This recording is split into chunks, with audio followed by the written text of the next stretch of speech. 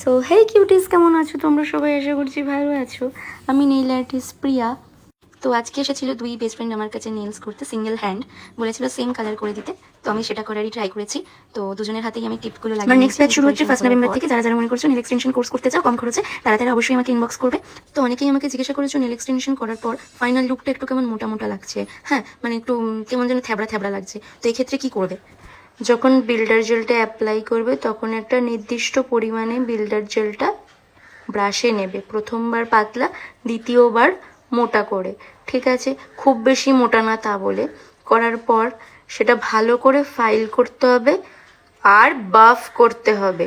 ফাইলিংয়ের পর কিন্তু বাফ করতেই হবে। অনেকে আছে বাফিং করো না, তো বাফিং না করলে ওই জায়গাটা কিন্তু গর্ত গর্ত হয়ে যায়। যখন জেল পলিশ অ্যাপ্লাই করবে তখন দেখবে জিনিসটা কেমন বাজে দেখতে লাগছে, তাই না?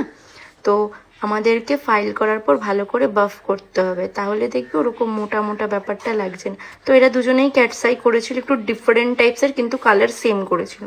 তো প্রথমটা হচ্ছে এটা। তো দেখো কেমন হয়েছে, তোমরা কিন্তু অবশ্যই কমেন্ট করবে। আর সেকেন্ডটা হচ্ছে এইটা। Thanks for watching, bye. কেমন হয়েছে?